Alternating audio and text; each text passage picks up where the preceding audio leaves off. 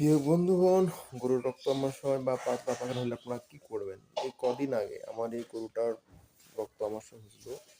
পায়খানা মানে এমন আগা হাঁকছিল, বুঝছেন ভাইয়া? একে রক্তের মতো রক্ত, খালি রক্ত বাড়াইতো, আর কিছু না। রক্ত মানে কোনো কিছু খাইছিল না, শুধু রক্ত, বুঝছেন? কিন্তু খুব সুস্থ গরু।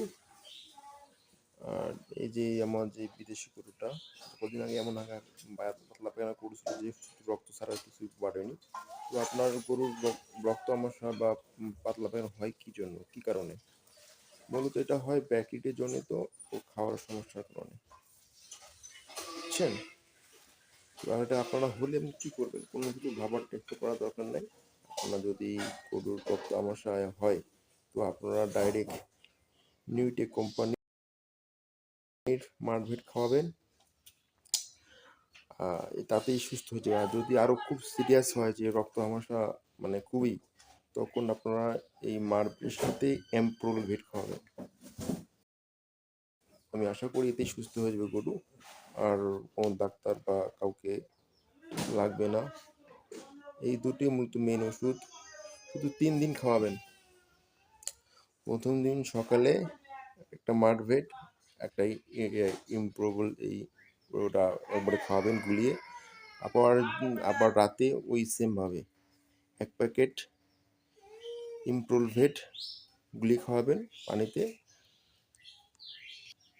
1 প্যাকেট ইমপ্রোলভেট পানিতে গুলিয়ে খাওয়াবেন। তো অনেকে বলে যে বলাস বানিয়ে খাওয়া, বলাস বানিয়ে খাওয়ার দরকার নেই। আপনার যে বোতলগুলো আছে না ছোটো, গুলিয়ে মানে মুখের ইয়েতে দেবেন, মানে হচ্ছেন শ্বাসনালীতে না যায়। আর হচ্ছে মারভেট মানে ডাইরেক্ট মুখে মুখে দিবেন, বুঝছেন? মানে ভেতরে গেলেই কাম শুরু হয়ে যাবে, বুঝছেন?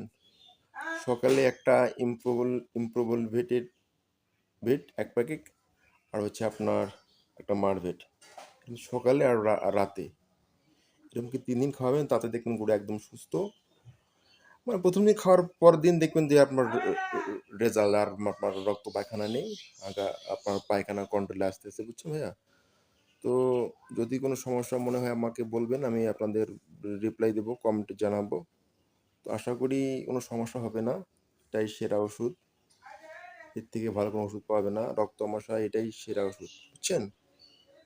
গরু রক্ত আমাশয় হাঁকুক আর পাতলা লাগবে না হাঁকুক, যখন কোনো কন্ট্রোলে আসবে না, এই দুটো ওষুধ এক কাজ করতেই হবে একদম। কারণ আমি নিজেই সাক্ষী, বুঝছেন বন্ধুরা? যাই হোক, আজ আর কিছু না বললি, ভালো থাকবেন। লাইক, কমেন্ট, সাবস্ক্রাইব অবশ্যই করবেন। কোনো যদি কিছু বলার থাকে কমেন্টে জানাবেন, আমি রিপ্লাই দেবো। ভালো থাকবেন। আল্লাহ হাফেজ।